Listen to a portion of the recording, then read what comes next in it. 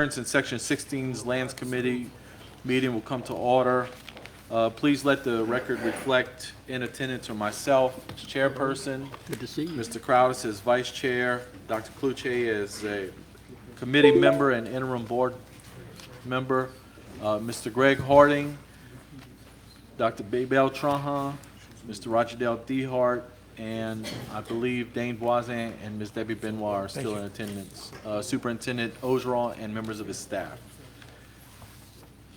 Agenda item number 2, matter bearing upon quarterly group health claims by Mr. Lynn Fontaine, Senior Vice President of Hub International. Good evening, everybody. I'm going to take y'all through the first quarter reporting on the group health plan here. If you turn your, to your first page here, I'll go through these numbers with you here. So if we're comparing to the previous year of 2023, you can see that we've had a slight increase in our participation. Medical claims on a per employee per month basis up some 12%. Our prescription drugs claims actually down a little less than 0.1%. Our overall plan cost increase 6.5%. I will tell you that the biggest increase that we're seeing right now is obviously on the medical side. We had some high cost claimants. We're talking about claims with regard to musculoskeletal. We've had some orthopedic surgeries, increase in cancer, and digestive claims. We've had a significant increase in cancer claims. It does look like we're working through that period, but I want to point out, if you turn to page 3, we'll see that the 6.5% increase is going to subside and mitigate itself there. When I take you to the Medicare Advantage premium section under the January through March, you'll see that there's a 43.7% increase in our prescription drugs under that retiree program. That's because when we're comparing to the prior year, and the claims are much higher in the beginning of the year. As we proceed through the year, and Center for Medicare has a bigger share in that cost, those claims come down. And actually, if we compare to the first quarter of 2023, you see the number $141.62 is our average, which showed that 43.7% increase.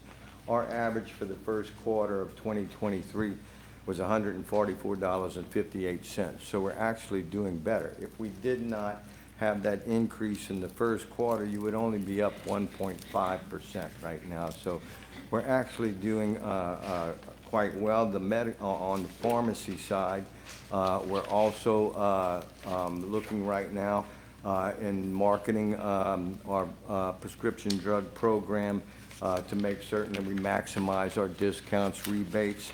Our rebates are up considerably, some 11% year over year, and we want to keep that increase going. So when you look at the bottom of page 3, and you see that $931.99 figure, April, I'm just going to give you a quick update through April. That's already dropped to 4.6%, and not using that inflated cost with the Save RX retiree drug program, it would actually be a decrease right now.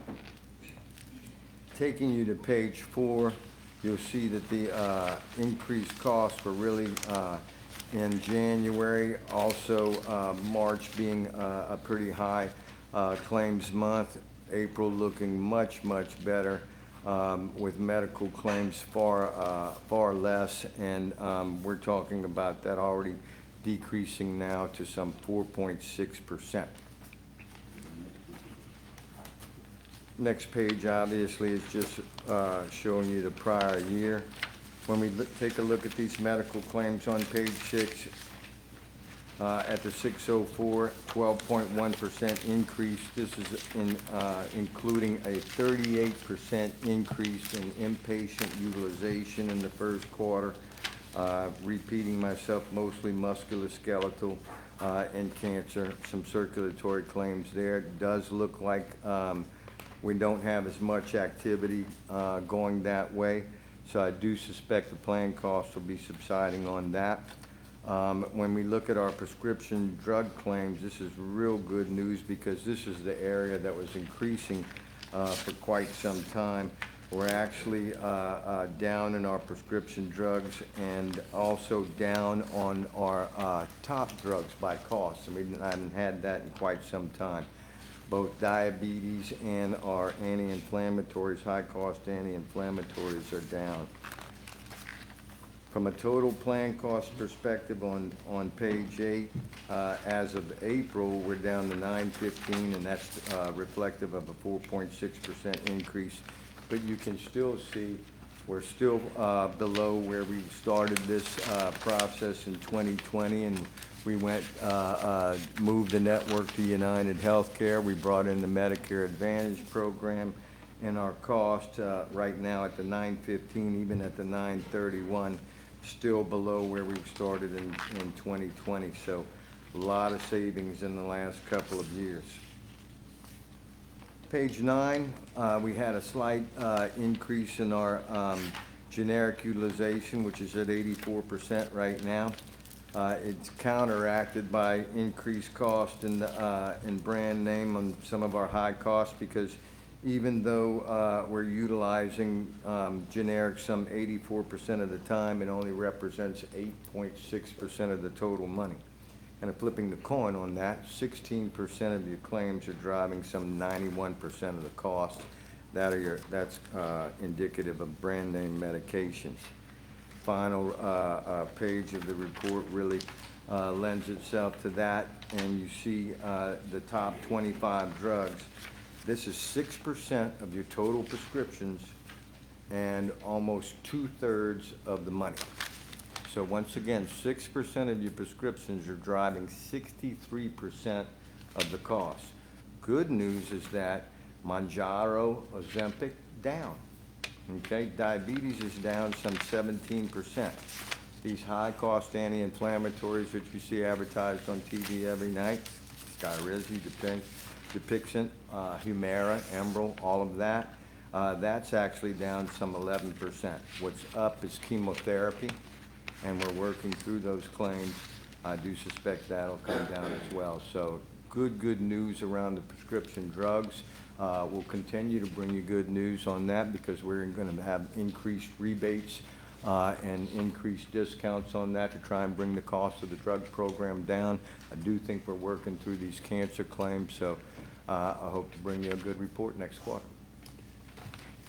This is an informational item, so I do want to ask Mr. Crowdis, did you have any questions, any concerns? Not currently. Mr. Cluche? No, it does look like the trend of the health claims overall during the summer months tend to kind of down a little bit. And then as school starts back, you see a little pickup. I believe that trend. It's always has been seasonal. You're going to have more of your voluntary stuff done during the summertime, so yes, sir. Ms. Benoit? Just a question about the pharmacy rebates. Why is it 0 in a lot of months and then a They're million? paid quarterly. It's quarterly? Mhm. Well, when I look at, see, the,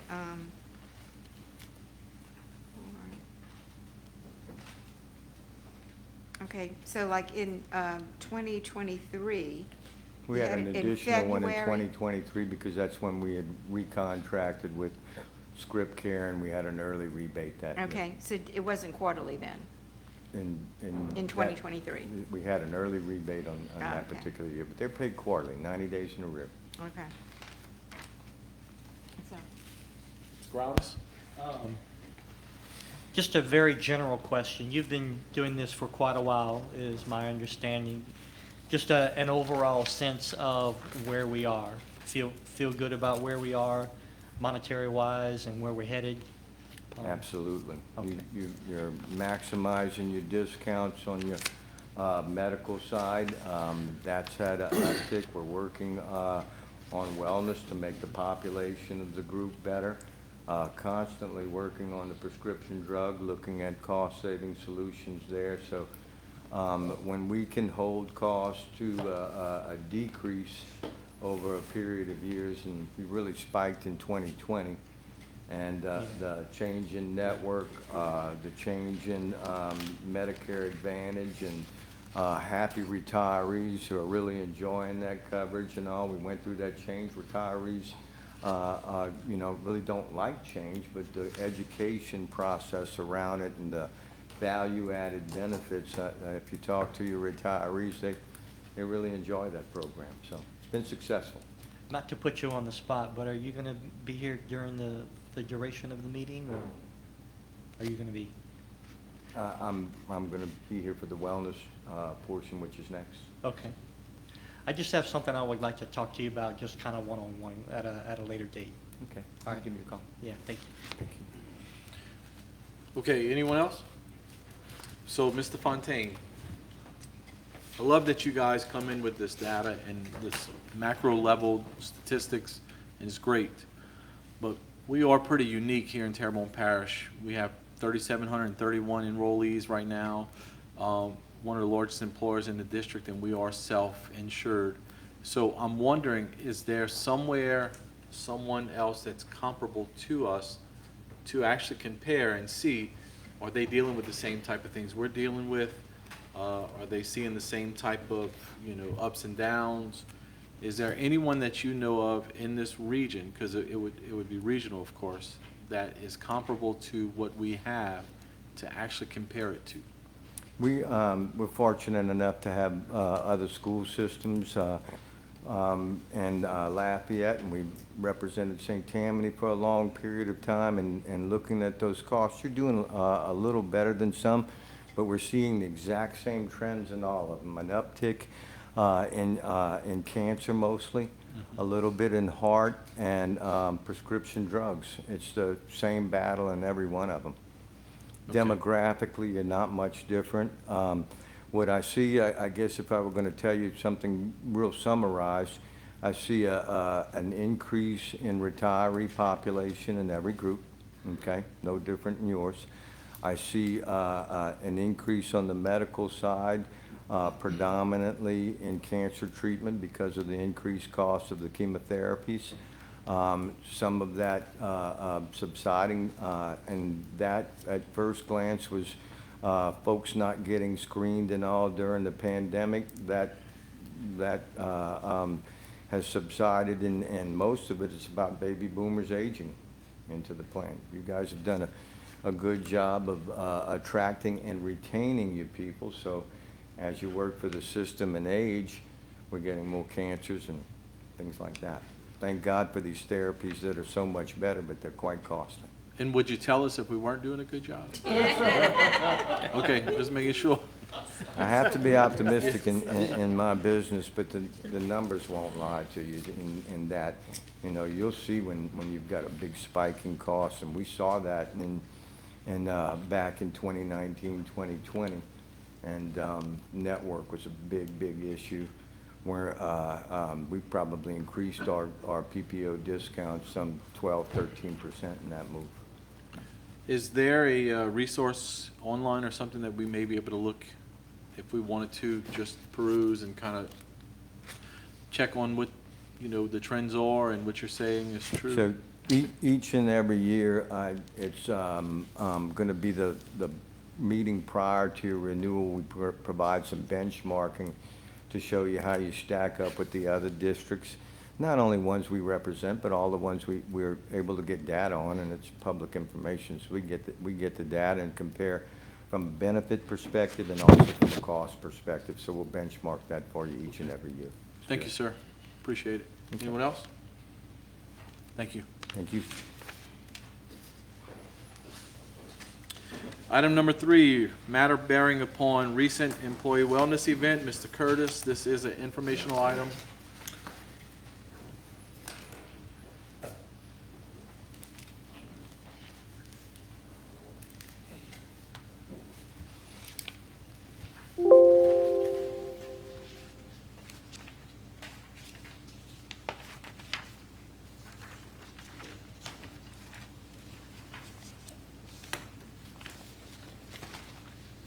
Okay, before I introduce our team from Terrebonne General, since right after, I want to say it was Mardi Gras, Terrebonne General went into our schools, worked with our administrators to get room for them and advertise this program. We had over 700 people, and Ms. Chasson will explain that to you, participate. We paid for each blood work that was done. Every teacher who wanted to got a blood work done, and she'll tell you what exactly was tested. And there were other things too, and she'll kind of explain it to you. But overall, at the end of the day, they were asked about their experience. They could have gone on and gave their experience, and most of them said they liked about it. What they liked about it was very convenient because I neglect going to the doctor. Another person said, the scale that measured BMI, weight, etc. was very informative. I love how convenient it was to have it done at my work. It's hard for teachers to take off and make doctor's appointments. Another person said, not having to take time off and work for take time off of work to do extensive blood work. I like that it was being done at school. I like the body scanning machine. They had a lot of people that liked that. I love how fast and efficient it was. I love being able to participate at work and not having to leave my workspace. So a lot of these keep going on and on. There was over 100 people who did respond. Like I said, there was over 700 participated. But this was done, usually by the middle of the day, everybody was done. This person said the process was easy. I got valuable information about my health quickly. The people from Terrebonne General was incredibly friendly and professional. So doing this was partnering with Terrebonne General. We're looking at this at a long-term event where we can do this or something like it every year. What we did was to pay for this event. We were having a critical illness type benefit where those who might have diabetes or asthma were being called on the phone and asked about their general health and asked questions. Well, as far as that goes, that was okay, but we paid $115,000 for it, and we did not feel we were getting our bang for our buck for that cost we were putting out. So what we did was we withdrew from that program and we instituted this. The cost of it for this year was over $95,000. So we're still about $20,000 to the good.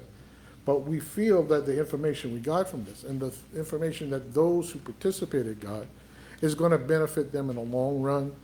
It creates a lot of them were sent to doctors who didn't have a primary care physician, and they learned a lot about themselves. So now I want to introduce to you the Chief Operating Officer of Terrebonne General, Ms. Diane Yates, and she'll kind of talk about the partnership we've been putting together, and she'll introduce Ms. Kirby Chasson, who actually spearheaded this and brought it to the schools. Good evening. Once again, my name is Diane Yates, and I am the Chief Operating Officer at Terrebonne General, and I've been part of that organization now for over 30 years.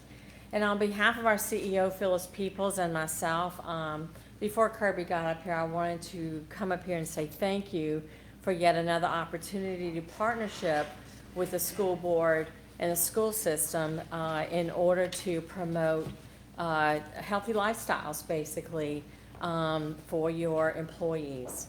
Wellness is a journey, and you have to start somewhere. And, you know, when we go into employers and we do this for the employees, we find some people know what their benchmarks are. They've been monitoring them for years. They actually have their own PCP, and some people don't. And so this is an opportunity, especially for those, in some cases, who've never been to a doctor, believe it or not, but we do find that case. And it helps them get started on that road to wellness and a healthy lifestyle. So it is the beginning of what you know is hopefully an opportunity to continue and to help create trends and allow your employees to see how they're getting better. So I wanted to say thank you. And we had a great experience from the feedback. We feel like your employees had a great experience. And I think we gleaned some valuable information.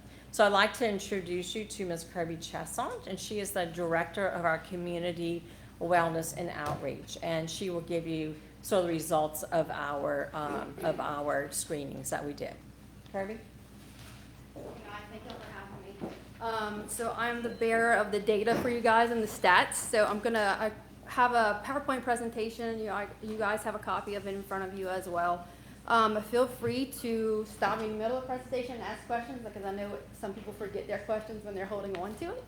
But again, thank you again for the partnership. We had an amazing experience, amazing time with your employees. We got amazing feedback. And mainly in regards to the convenience, because our target is that, I'd say younger population, but that 20 to 40-year-olds that don't take time for themselves to go out to the doctor because they're taking care of their husbands, or they're taking care of their wives or their children. So a lot of the time they take off of work is to actually send their kids to school. Send their kids to the doctor instead of taking care of themselves.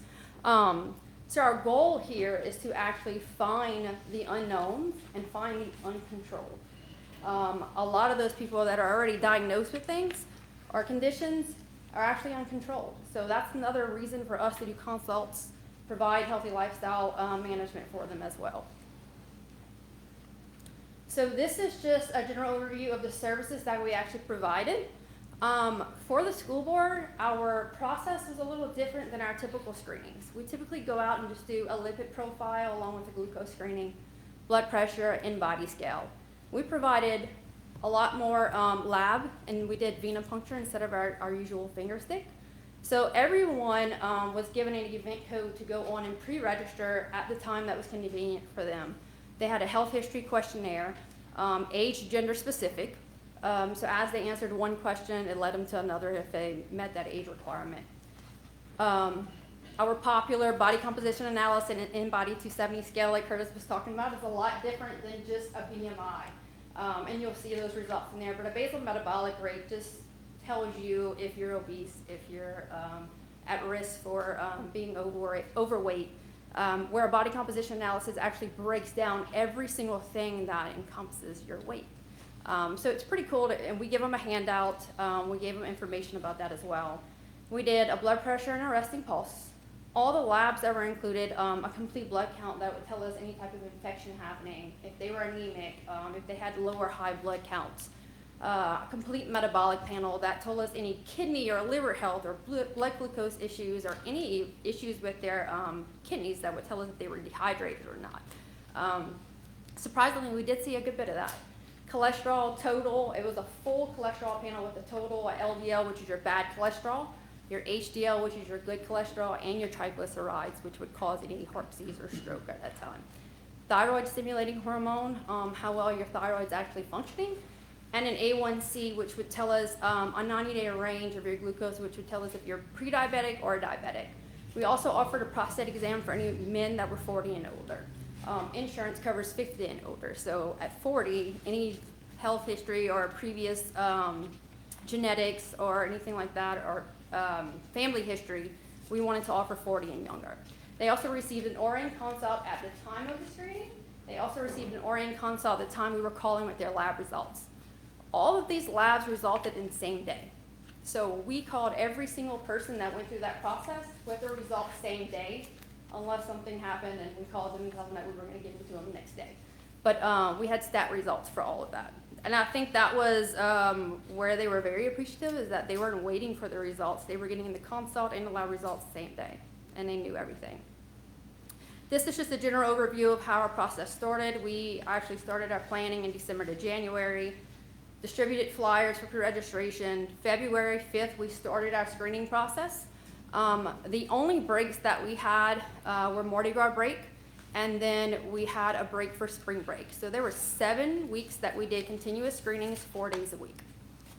We made the times convenient for the schools, for the principals, let us know, we went in a little bit earlier to provide earlier times for those, for for the employees that couldn't go on their planning period.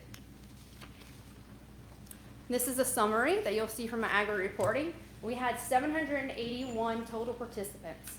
You'll see 786 because there had 5 that we actually had to do a follow-up blood pressure on them, and so that is in the report. 718 of that 71 were our employees, so that was a 36 participation rate.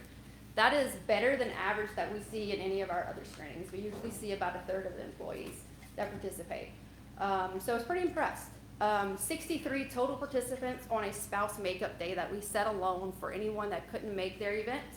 And then we allowed spouses to come through, so we had 2 days set for that. Out of that, we had 14 employees that made up those days, and then 49 spouses, which gave us 7% participation for spouses. What we saw through this is our 3 abnormal results.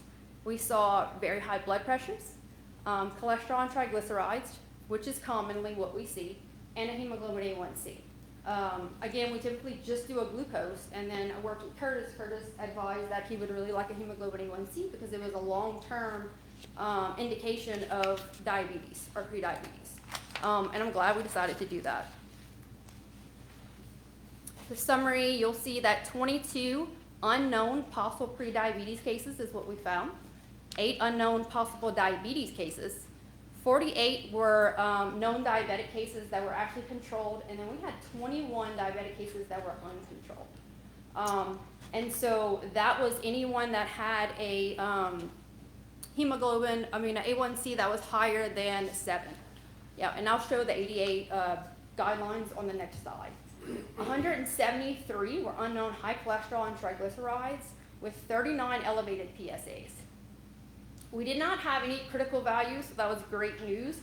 Critical values means that they were extremely high, that we would have had to have MP contact the patient or the employee and send them to the ER, have them follow up with their primary care physician. Surprisingly, there were 100 of your employees out of the 781 that do not have a primary care physician.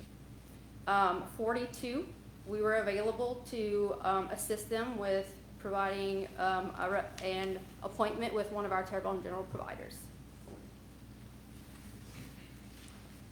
This is the stats for our blood pressure and BMI, and you're going to see where most of our focus needs to be on, and that is blood pressure. Hypertension, for American Heart Association, the guidelines for hypertension are greater than or equal to 130/80. We had 500 individuals, which is 64% of the participants that had high blood pressure.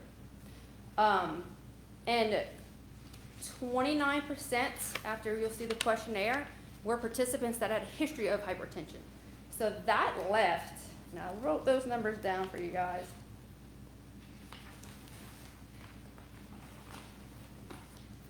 That left 275 participants who did not know they had high blood pressure. That puts you at risk for heart attack, any type of heart disease, or a stroke.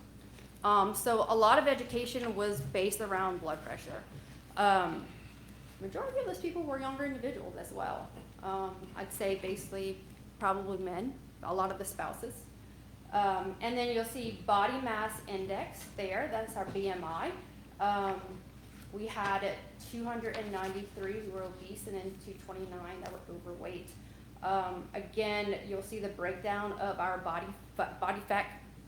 in-body scale analysis, which actually breaks it down a little bit better for you for age, gender specific body fat percentages. And so the importance of why you're controlling your blood pressure, I put in some Louisiana stats there. The school board's actually has an higher average than our state. So 40.2% of Louisianans have high blood pressure, and we rank 45th right now. The importance of this is that it's unknown. There's no signs or symptoms. It's the silent killer is what they call it. So you could be having high blood pressure for a long period of time, be unknown, and a heart attack or stroke happens. So what's important is getting screened, quitting smoking. So we do ask smoking cessation questions at the same time. When we did blood pressures, if anybody came in with a 140/90, we asked them if they had a history, if they took their medication. They did not take their medication. We asked them to please go take their medication and come back and get rechecked. The majority of the time it was lower.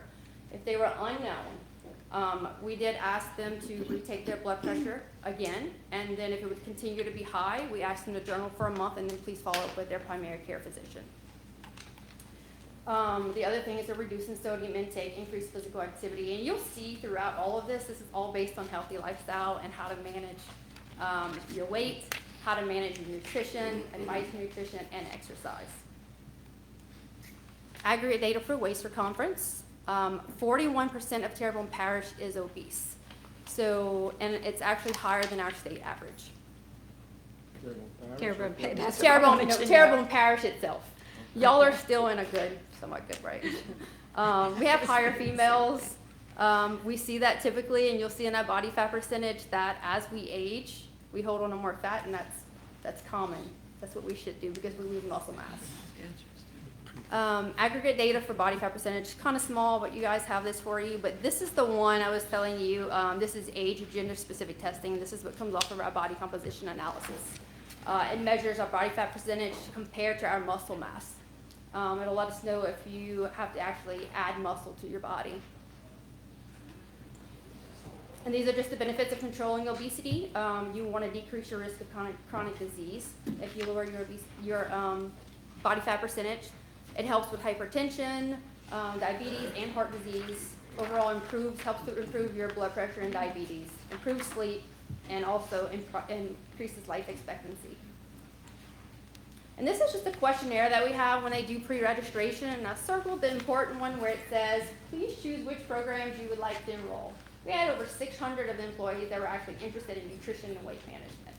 A lot of people don't understand a basal metabolic rate, how to eat appropriately, so it's very important. And then 225 had a history of high blood pressure, and then 73 that participated have a history of diabetes.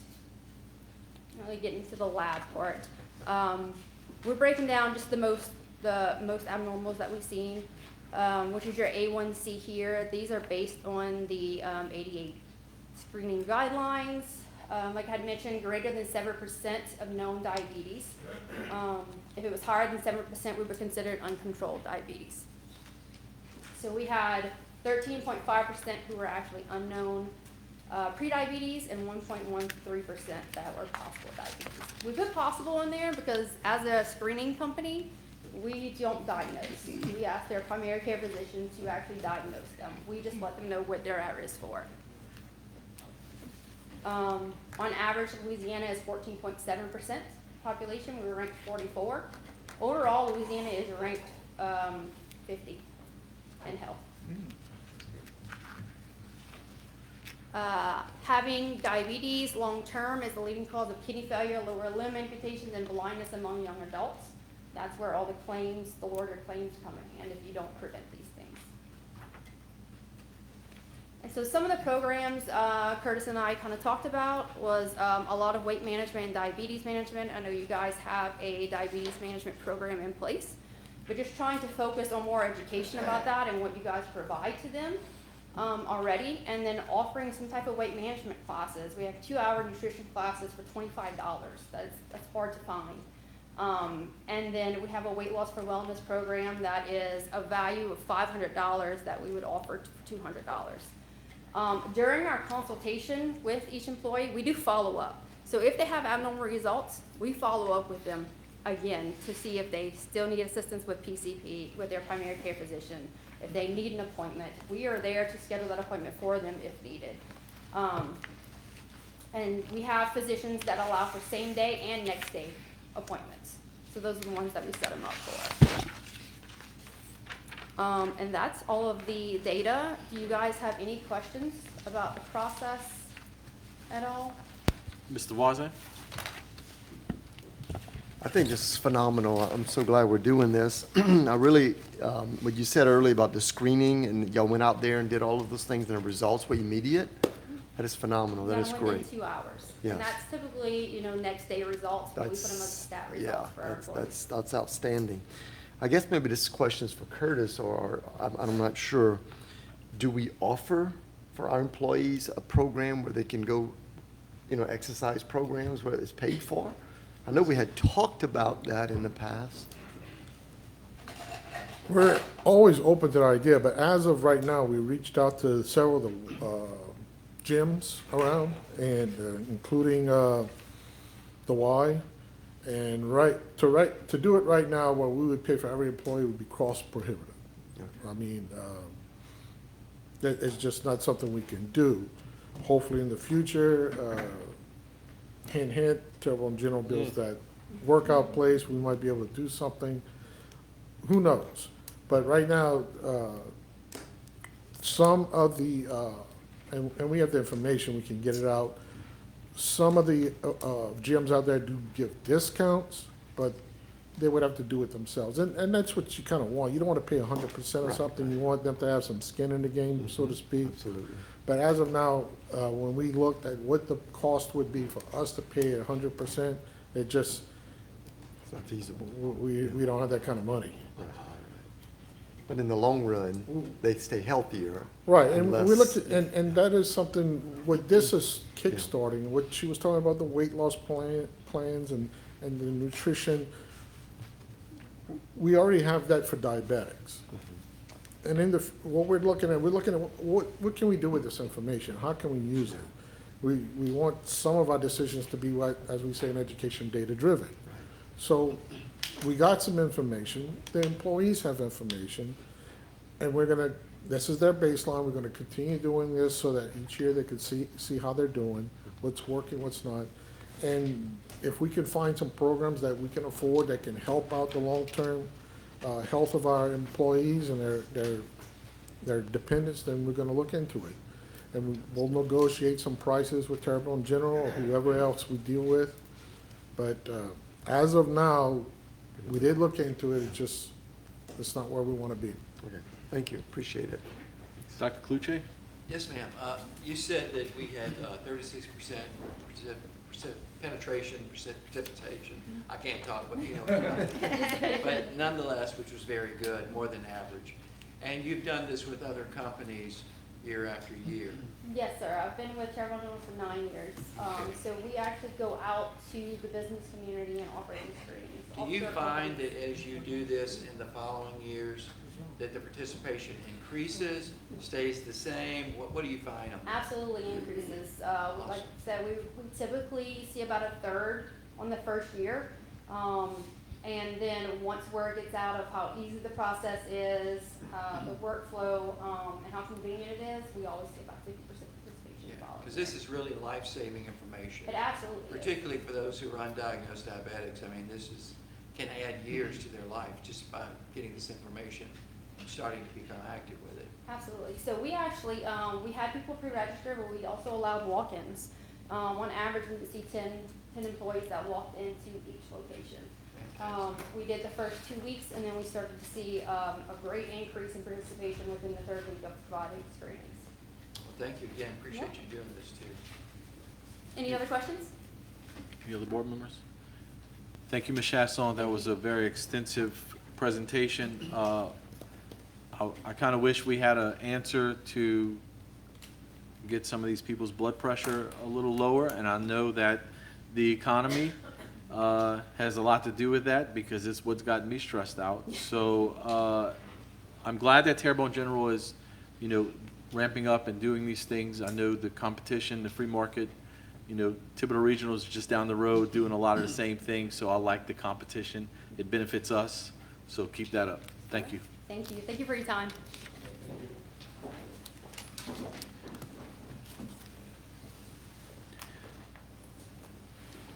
Item number 4, consideration of approval of proposed revision to the Workers' Compensation and Casualty Third-Party Administration Services contract with Gulf South Risk Services. This is a proposed recommendation by Mr. Curtis.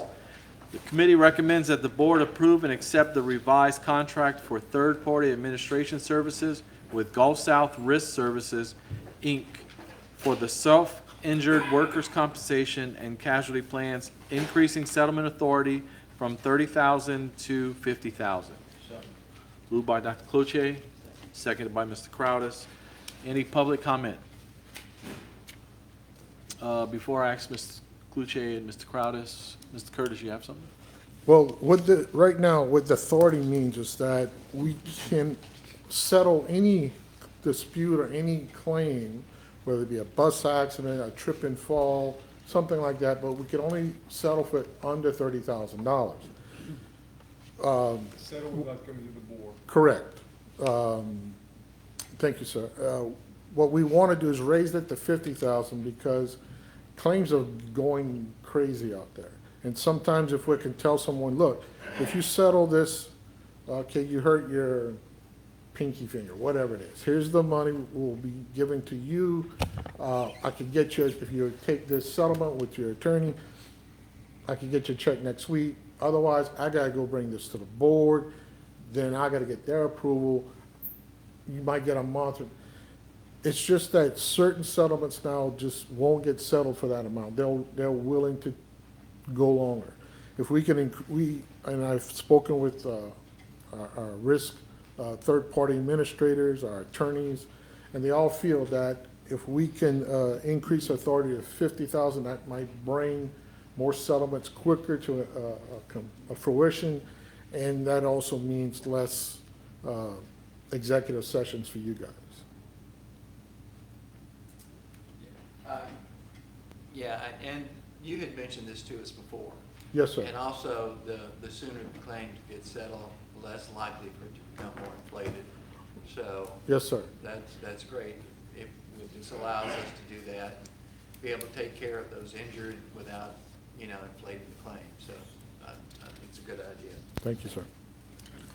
Yes, sir. Are you Mr. Kraus? finding you think that'll help you 10, 20%? A lot of claims coming over that 30%, but under that 50,000?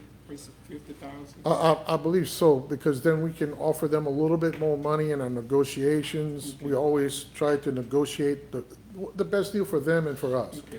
The problem what's coming in is that when we are at 30,000, we need to at least cover the medicals, or they're not even gonna think about settling. And the problem is medicals are going up, and that's why we need to increase our authority. Okay. Mr. Crowders? What is the, is there a cost difference between, or is this just an offer that you're being able to offer? This is just allowing us Yeah, to be able to raise our negotiation negotiations. room up to 50,000. Okay. Without having to come to the board. Okay. So if I can do that, then like we had a case where it was just a smidge under 50. I wouldn't have to come to you guys in Right. executive session to approve that. So there's no cost related to insurances or No, sir. anything, No, increasing sir. costs? This doesn't affect our contract with Gulf South. It doesn't affect anything with attorneys or our insurance. They're gonna settle for whatever they settle for. Correct. This gives us, for a little more leeway. yes, sir. Ms. Benoit? Yeah, too bad this couldn't be an executive session because, this is public information now that we have up to $50,000 for negotiation. Right, and it was in our contracts anyway, so it I was know, always public. I know, it's still disturbing to know that it's out there.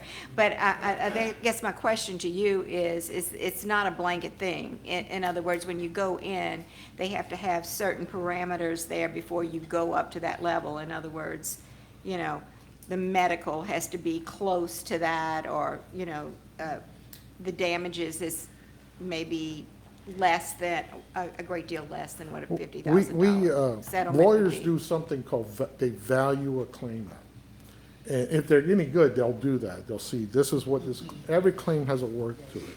And one of the things we were looking at with our attorneys is what, the majority's cases, what do they value out? So when something comes in, our attorney said, this is valued at this price. Well, that attorney might value it the same thing, but he ain't gonna come in at that, he's gonna ask for more. So we have to do a little negotiation dance, and we have to talk to them and say, look, this is where we see this being. You need to come down. And the majority of the cases, we do have some that go over that. So we'll still be doing those executive sessions, but the majority would probably evaluate at 50 and under, which is why we have that number. Anyone else? So I have a question regarding, the use of the word third-party administration. So that means different things in different avenues and different areas of commerce. If I'm an inspector, if I'm a third-party inspector, I'm supposed to be objective, and I don't hold a fiduciary responsibility to anyone. So I guess my question is this: does Gulf South Risk Services hold a fiduciary responsibility to us to try to save us money, or are they true third-party, objective mediators, arbitrators, that type? They work for me. They work for me. Basically, you're giving me this authority. Now, when we hit a car and it's $2,700, they go get a bill, it comes back, they're gonna pay it, it's $2,700 to fix the car. When it comes to negotiating a settlement, all that, we rely on their expertise. We have third-party administrators on several things. Our 403B has a third-party administrator. This is third-party administrator because if we did everything in-house for workers' comp, for medical, we need 3 more roofs on this place to hire all the people we would need. So what they do is they kind of find the information, they process the information, they call the person who may be injured, or if it's workers' comp, they'll call the workers' comp person, and they process all the things in-house, but they basically do this for us. They work for us. So it's not third party in that they don't care what happens. It's third party in that they're working the claim for us. And they have adjusters on site, but they work for us and represent us. When they go to a wreck or something, they're there to represent us, to get our side of the story and to take pictures and Make things sure like Ts that. are crossed and Is are dotted. Exactly. Okay. Sounds good, thank you. One more comment. Yes, sir. Just on a personal note, I've worked with Gulf South personally, and I find them to be, very conscientious in terms of accompanying the injured party, getting all the information to whatever the accident was, being sure that things are not bogus but are legit. Yes, sir. I find They- them to be very. I found them Buster and to- his team are very good. Yeah. Whenever there's a wreck, first call we make is to them, and they'll send an adjuster out, they'll get a list of names of the kids, they'll take pictures of everything, to make sure we go get back and get a police report. That it's a And like I great help. said, that's 12 more people on your staff if you didn't have them, so Exactly. it's a good thing, yes. Thank you. So we have a recommendation on the table. We have a move and a second. Any objections? Hearing none, so ordered. Item number 5, consideration of approval for excess casualty insurance renewal. This is proposed. Wait, we had an objection. I'm sorry. I'll object based upon some of the things that Ms. Benoit said. Yeah. Thank you Okay, very much. thank you. Hearing one objection, the motion still passes, goes to the board. Thank you. Number 5, consideration of approval for excess casualty insurance renewal. This is a proposed recommendation by Mr. Curtis. The committee recommends that the board approve and accept the renewal offer for excess casualty insurance from Lloyd's of London and Bridge, Arthur J. Gallagher of Louisiana Incorporated, broker of record, covering automobile liability, general liability, errors and omissions liability, and sexual abuse/harassment liability with limits of $2 million per occurrence, with a $4 million general aggregate limit for general liability, $2 million per accident for auto liability, and $2 million per claim for errors and omissions, and $1 million for sexual abuse/harassment liability, subject to $500,000 self-insured retention, with an annual premium of $270,622.04, rejecting uninsured, underinsured motorist liability and terrorism, effective July 1st, 2024 through June 30th, 2025, and further authorize the board president to sign all necessary documents pertaining thereto. Moved by Dr. Cloutier, seconded by Mr. Crowdis. Any public comment? Dr. Cloutier, Mr. Crowdis, any other board members?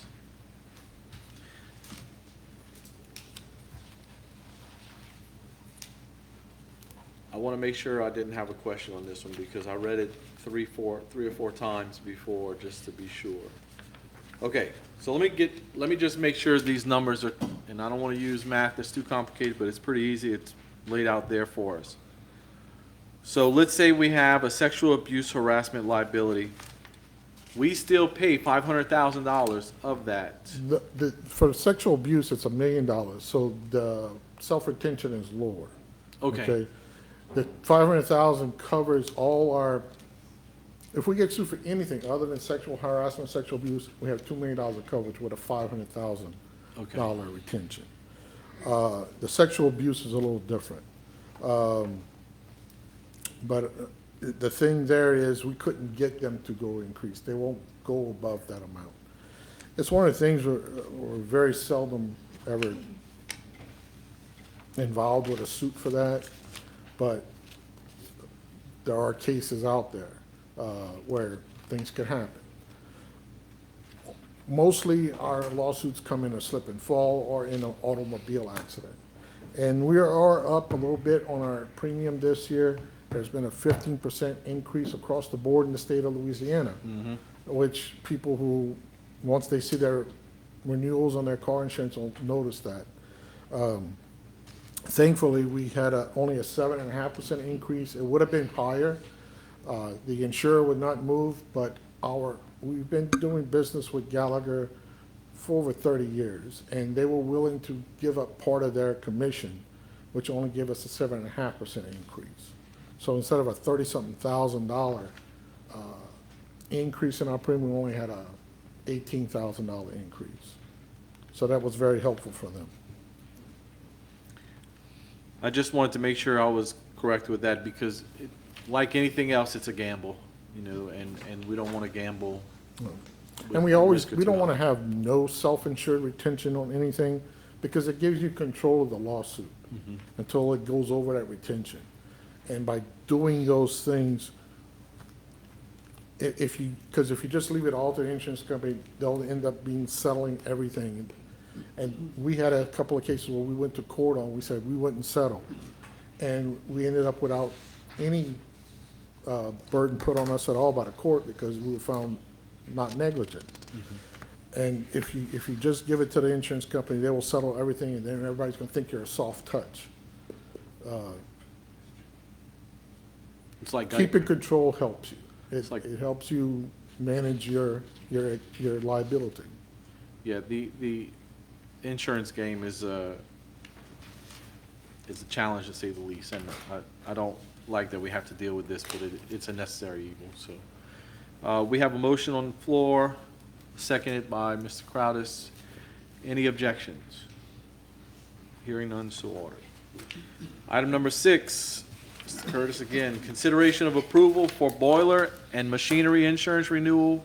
This is a proposed recommendation by Mr. Curtis. The committee recommends that the board approve and accept the renewal offer for boiler and machinery insurance from Travelers Insurance Company, Arthur J. Gallagher of Louisiana Incorporated, its broker of record, with an annual premium of $15,873, subject to a $2,500 deductible, effective July 1st, 2024 through June 30th, 2025. Moved by Mr. Crowdis, seconded by Dr. Cloutier. Any public comment? Mr. Curtis, you want to explain this? Well, this is on our, it's basically anything that plugs in, it will cover. We had a claim last year with the chiller. The chiller went out at Village East. And we claimed, we got a $50,000 claim on that. So it did service in that capacity. We have brought these people down several times to kind of help us in how to make claims, how to process them, and we did so, and it came out, we got $50,000 last year. So this is something where when a boiler goes out, if we can make a claim, it can help us tremendously. Mr. Crowdis, any questions? The premium for this, is it static? Did it go up? It went up $2,278, $2,278, increase from last year.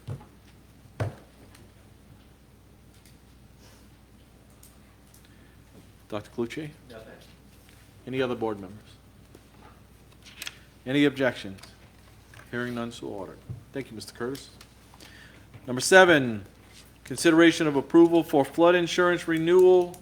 We're gonna pull this one, so Okay, we, yeah, I the didn't have numbers it. don't come in time, and we're also working on, improving our sheet on this. We're gonna probably not probably, we are dropping Upper Localia, Grand Kai Elementary, and Ellender off the list until those new buildings come online, and then we'll renew those policies. So that'll bring it down. So right now, we're trying to make those adjustments and get that to the people at the right insurance company so they can make the necessary adjustments. So will you be able to bring this straight to the board in 2 weeks, or 3 weeks rather, whenever we, I don't know, because when those premiums come out, it comes out 30 to 45 days, maybe 45. It may end up going to committee in June. so is there, Yeah, what's the latest, we got, is that what you're asking? yeah, because we may, I don't want us to go uncovered, especially in hurricane season. No, we'll have coverage. Worst case scenario, we'll do an emergency meeting at the next board meeting. I'll just bring it straight to the board in June. Okay, just want to make sure. Thank you, sir. Number 8, consideration of approval for cyber liability insurance renewal. This is a proposed recommendation by Mr. Curtis again. The committee recommends that the board approve and accept the renewal for cyber liability insurance from Houston Casualty USI Insurance Services LLC, broker of record, with an annual premium of $53,428.41, subject to a $100,000 deductible, with limits of $1 million effective July 1st, 2024 through June 30th, 2025. Moved by Mr. Crowdis, seconded by Dr. Cloutier. Any public comment? Mr. Curtis? Sir, this is renewing at the same cost. Cyber insurance is basically like insurance that where if you're hacked and vital information gets out, it'll help us like pay for people to get one of these institutions that monitor your credit. It'll help pay for that. If you get ransomware, it will help pay to get the ransomware released. If they also, believe it or not, they try to hack us and test our system, which they did recently, and we did pretty good. And Chris will get involved and answer their questions, and so they'll ask, why is this? And he'll answer, you know, their question, and they've been satisfied to the point where they didn't even increase our premium. Thank you. Mr. Crowdis, any questions? You answered the question. Thank you very much. The ransomware is sufficient enough to cover us should our system get locked, you know, Up to $1 million. up to $1 million. Right. You know, you're hearing more and more about this stuff going on. I don't know what it's costing people to get unlocked, but that seems to be as big of an issue anymore as your data being leaked out. Right. So, but they are testing us. They're Right, they tried to hack us, I think, in February or March, and there was one little thing. Chris answered that question, said, oh, okay, and it were not able to get into our main system at all. awesome. Thank you. Because we're at $153,000. Okay, we have a motion and a second. Any objections? Hearing none, so ordered. Number 9, consideration of approval for excess workers' compensation insurance renewal. This is another proposed recommendation by Mr. Curtis, who's been extremely busy lately, evidently. The committee recommends that the board approve and accept the renewal for excess workers' compensation insurance from Midwest Employers Casualty USI Insurance Services LLC, broker of record, with $500,000 self-insured retention effective July 1st, 2024 through July 1st, 2026, with a minimum annual premium in the amount of $104,285. So Moved by Mr. Crowdis, second by Dr. Cloutier. Any public comment? Mr. Curtis? This premium is only a 1.7% increase over last year. It is also a 2-year deal. I want to bring your attention to the word that minimum annual premium. It could go up or down depending on the number of people we have working and our overall salary. It's kind of like disability insurance where you pay depending on how much your salary is. So our salary has been pretty steady, and what's going on here is they're also looking at how many claims we have. Although our claims have gone up the year before, there not have been claims where we've had to pay out excessive amounts of indemnity or health claims. They're pretty much, basically what's going on is people reporting their accidents at schools, they're getting entered in, but they're not resulting in any claims. So we're able to stay pretty steady with that, and we're very happy with that deal for 2 years. Mr. Crowder? And you said it was an increase, this particular premium was an increase of what percentage? 1.7. 1.7%? Yeah, it's $1,840 more than last year's premium. And these contracts, these insurance policies that we have, this is all standard, right? None of this is, it was the same last year. I don't remember it last year, I guess. Oh, we had another, that contract was 2 years ago, so you may Okay. not see something, like this contract, we won't talk about it for another 2 Right. years. But Ba- it's all standard, right? This Yes, is sir. all stuff that we've Yes, sir, always it's had. all with credible insurers. We don't Gotcha. deal with anybody who's not a A or better company. Okay. This particular company, Midwest Employers, this is all they do. And if they're not, and basically, Mr. Day, who's here, he shops it around and finds the best companies, the best rating, and the best prices for us. We had switched to this company 2 years ago because the other company was not the best plan, not the cheapest, I should say. And this year, they wanted to renew. We did. I think it's you build a reputation and you build a relationship with not only your broker, but the companies, and they want to keep your business. Dr. Cluche? I do have a question. You did bring light to the fact that it says minimum annual premium, which would indicate if we were to lose a significant number of employees, it would still stay the same, right? Stay that 104,000? Well, it depends on the amount of change. Every year, right around January, they're going to want to do a payroll audit to see how we're doing on our pay, right? And it could, I think last year it went up $3,500 because of the difference in payroll. Very insignificant, but we do it every year. They want to make sure everything's going as planned, and if it doesn't, then we'll either pay a difference or get a credit. So that leads me to my next question then. It's two questions, really. Is there a maximum cap that it can go up? And two, we just did approve a pay increase for, Well, when we do the contract and we do the application, That's we what that- estimate next year's numbers. okay. So is there a maximum increase it can go up then? I don't think so. I don't think it's going to be an outrage. You would have to double your populace and your salary to really, So it increased Affect that. 1.7%. We can anticipate maybe something like that next year? maybe. Okay, just want to make sure. Thank you. If you finish with that. Yes, sir. Did we vote on this when we're done? No, not yet. Okay. After the vote, I want to make a comment, if that's okay. You good? Mr. Crowder, any more questions? Any other board members? Any objections? Hearing none, motion passes. Okay, Curtis, great job, appreciate you doing the work, and Mr. Day, thank you for coming and helping us as well, appreciate your support, thank you. Thank you, Mr. Curtis. Item number 10, consideration of approval for an office supply catalog contract renewal. This is a proposed recommendation by Ms. Ali Dugas.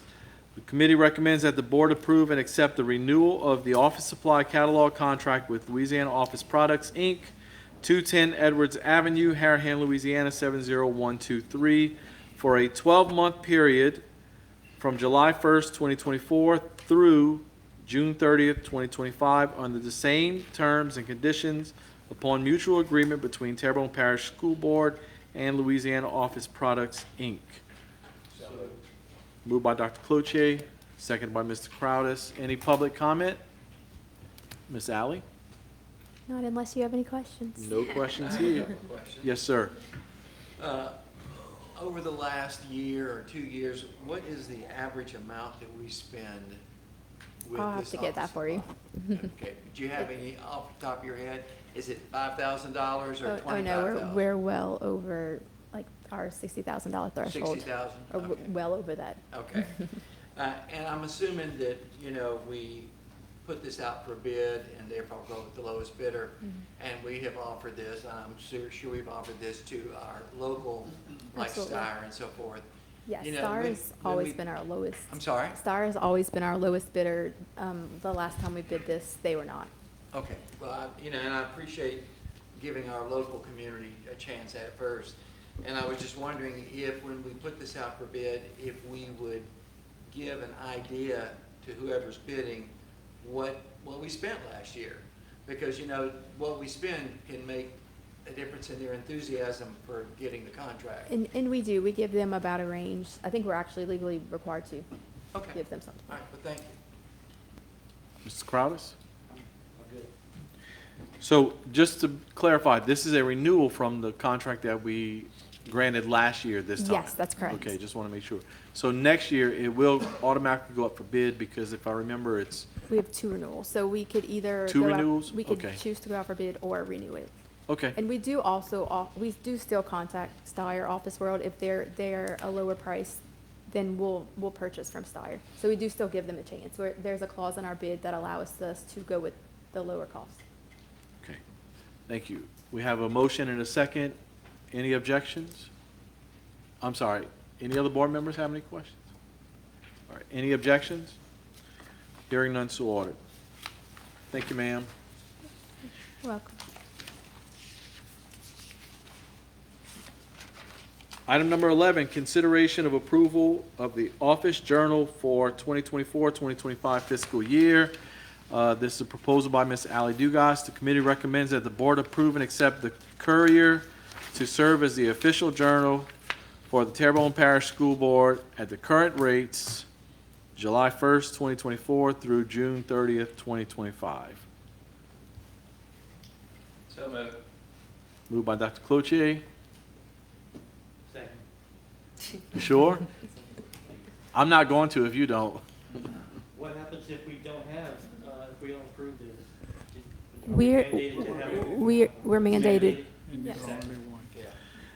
Yeah. Any public comment? Dr. I Cloutier? do have a question, but for administration. Is there anybody beside the Courier that we could choose from, or is that pretty much it?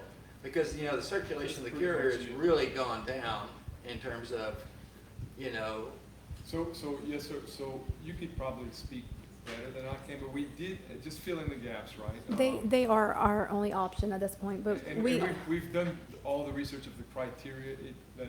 right, and I realize that legally we have to do this. we do. And if you only have one choice, well, it kind of limits your choices.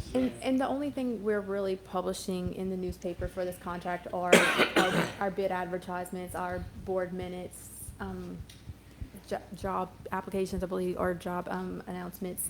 It's not anything like trying to promote our schools in any way. But the bid notices are all. The Right, bid well, notices, But legally, you they're have to required. do that, because if you don't, then you're breaking the law, so you have Absolutely. to have a. Yes, sir. But that's the only medium that we have available. That's And I don't guess, is it legal to do electronic media as opposed to print? I think they do both. Yeah, I They know just have to have the electronic printed mode, but- circulation. No, but you mean select an electronic Like, yeah, source? in other words, if we could select an electronic media, we may have other choices to choose from, I- but it may have to be only in print, I don't know. No, I know, like, we do publish our bids and stuff like that online, and we're still required to publish in the official journal. Okay, thank you for answering. You're welcome. Mr. Crowdis? Now, if we have to do it, then we have to do it, and there's no other choice, so be it. So I'll give a little bit of background on this because I've been apprehensive about doing this every year for quite a few years now. And I have looked into it, and someone very knowledgeable to this organization has shared with me that it's potentially coming up for a change with legislation. The legislation that does rule us like that binds us to this is somewhat old and outdated. And because we are in the media age, electronic age, where most media is read electronically, there may be potential for other media outlets. I know Home of Times has really been vying for it, but the fact is they don't have the print and they don't have the circulation that's required by the legislation. So hopefully that will change. I do like the coverage that we've gotten recently from the Courier. It seems as though they ramp it up every time this renewal comes up, every time of year.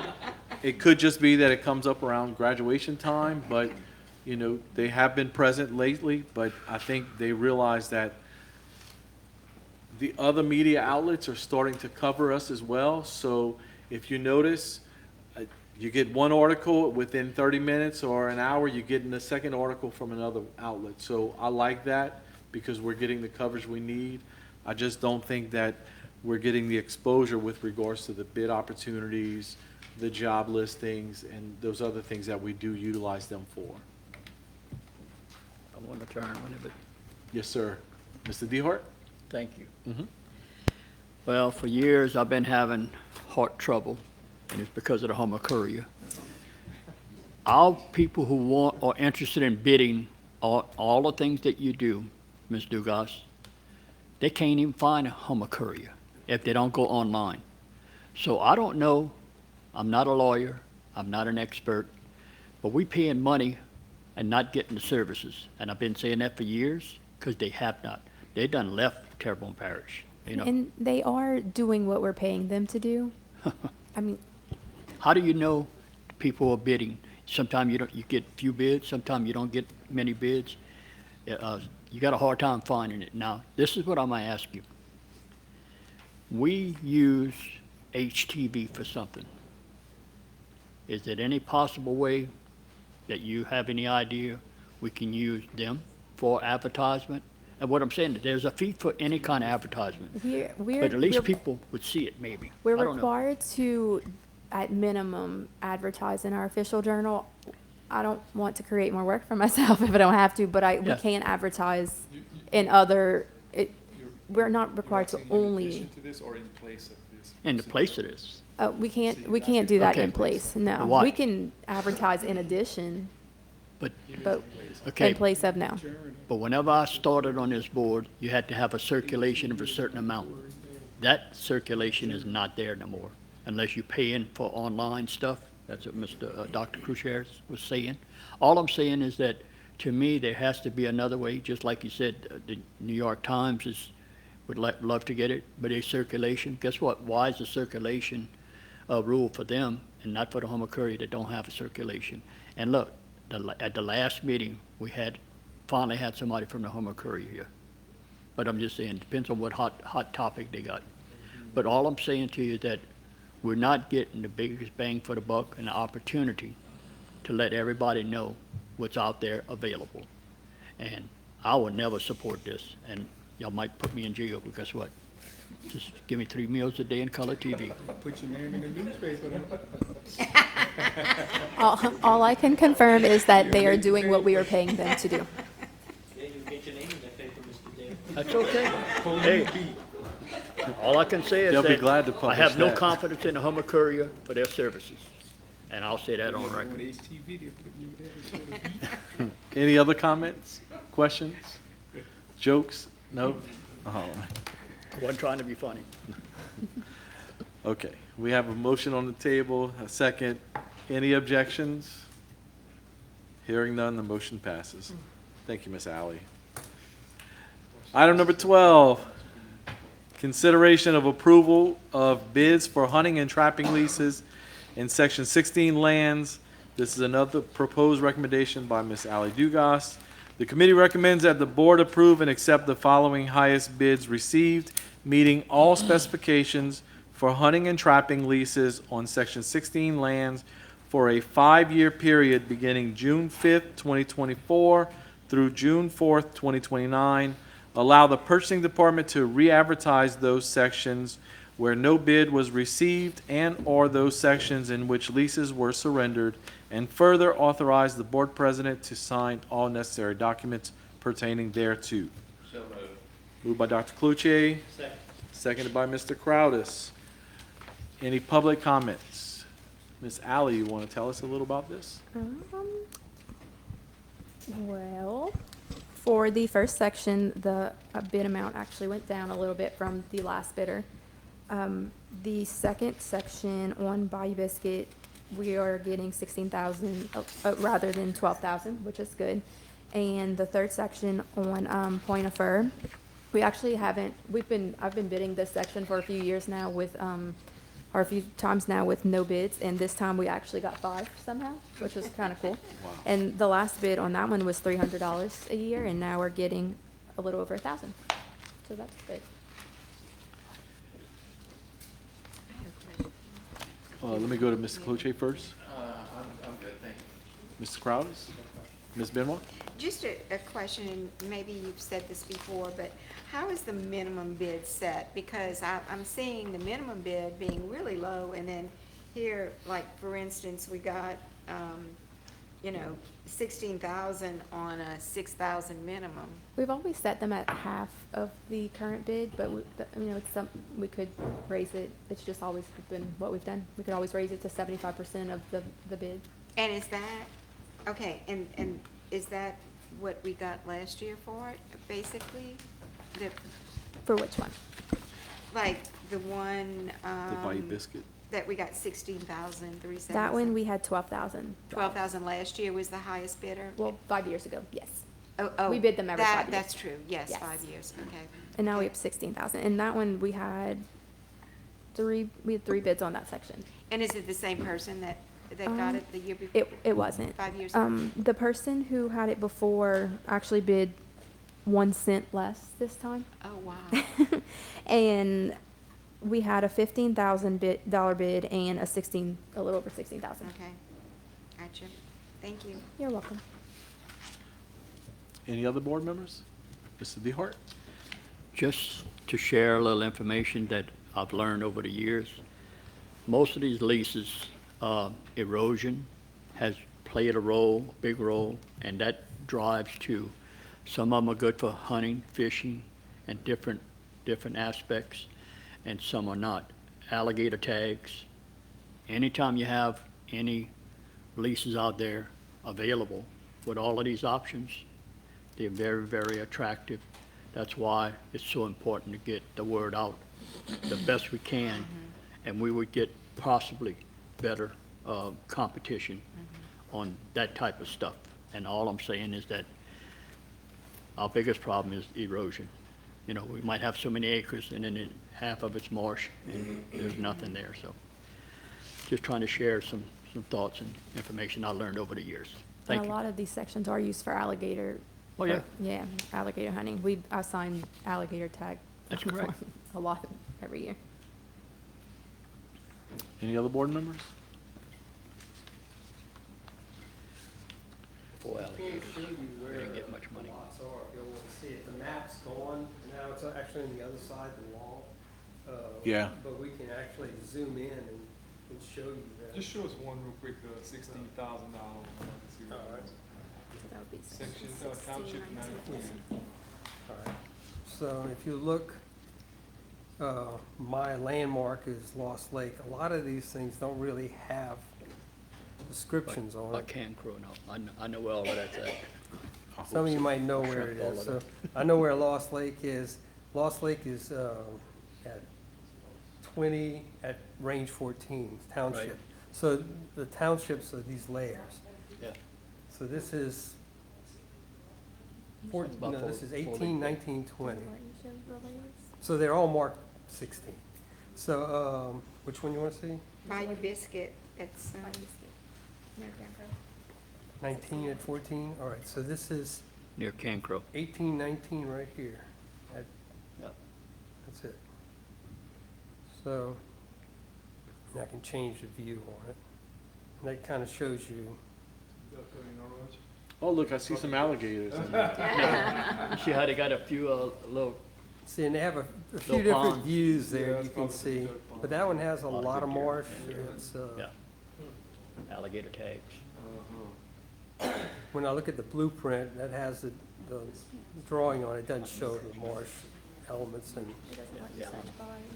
no, there's no searching. You can't, they're not, this is from South Central Planning. There's no indication, if you look at it, all of them are marked 16. All of our.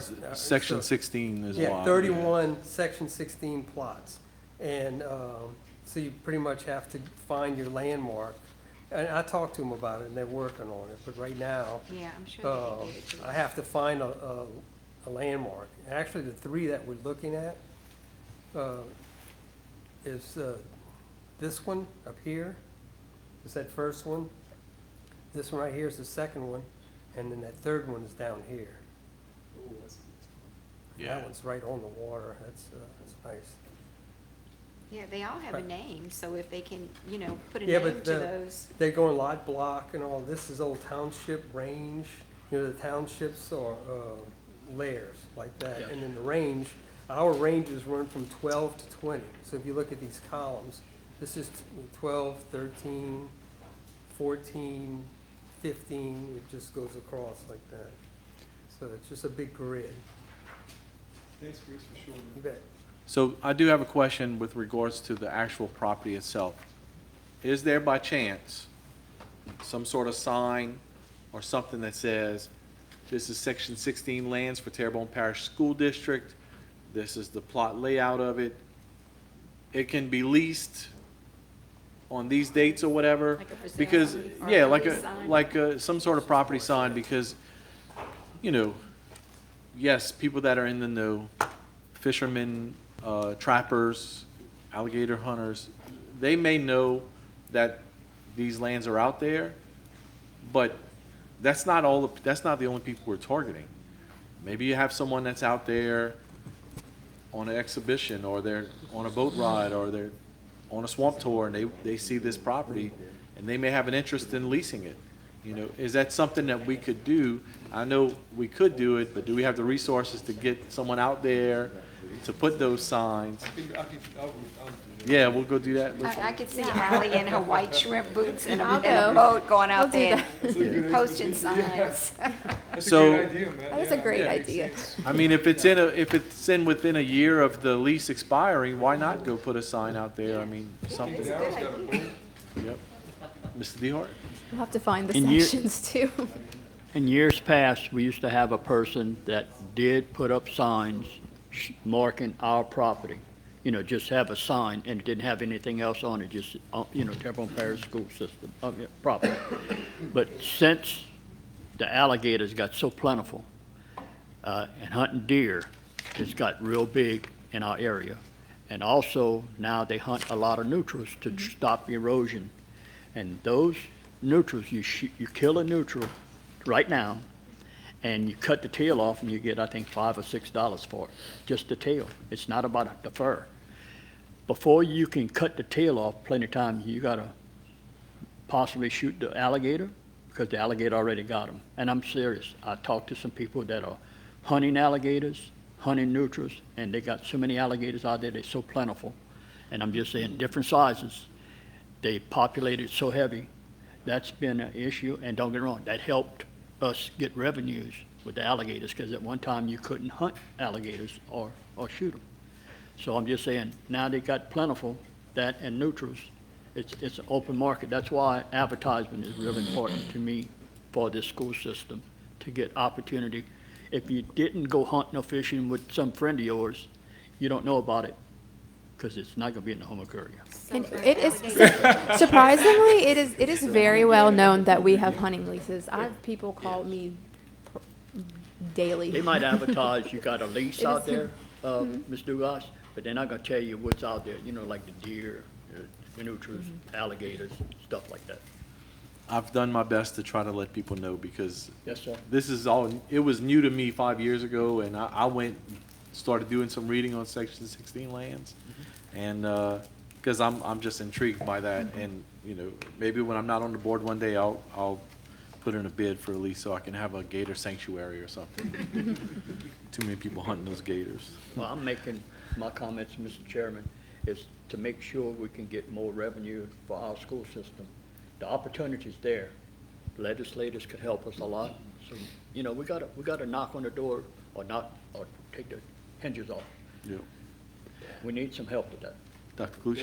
There are other wetlands companies that have their property Oh, yeah. so marked. Yeah. So that they know, and the people who spend time out in the marsh know what's rented and what's not rented, and they just soon as not be rented, then they use it. That's you right. know? Use it for So, free. they don't stay off of it, just because, unless somebody who's out there keeping their eyes on their own lease. So, it would be great if there was some way to mark the borders, or, you know, every 500 feet or whatever, put a I'm going sign back to so that that. people would be able to call you even more about hunting leases. Y'all put that in my budget, I'll go do it. Yeah, get an airboat in budget too, huh? Yep. We have a motion on the table and a second. Have any objections? Hearing none, the motion passes. Thank you, Ms. Alley. Going back to Item number that. 13, matter bearing upon monthly budget to actual comparison report and monthly sales tax collections, whereas collections for the month of March 2024 reflect a decrease of 3.08% compared to March 2023. This is informational item only by Ms. Klingman, Supervisor of Finance. Is she here? Yes, ma'am. Do you want to come up and expound on that, or you don't have to if you don't want to? Nope. Yep, everybody's good? Okay, I'll entertain a motion to adjourn. I do have one comment. Oh, I'm sorry. Go ahead, Mr. Crowder. No, that's okay. Just as a matter of, just making a point for us to, I think maybe just kind of focus on a little bit, is that just kind of noticing, this is several months in a row where we've had decreases in our monthly budgets. And so I'm just putting that out there in the atmosphere, just so that we sort of become aware of it and our antenna come up. But anyway, that's it. Just wanted to kind of make that a little bit more known, that we're kind of seeing this over and over. That's it. Thank you. Thank you, Mr. Crowders. With no further business coming before the Finance, Insurance, and Section 16 Lands Committee, I turn the meeting over to you, Madam President.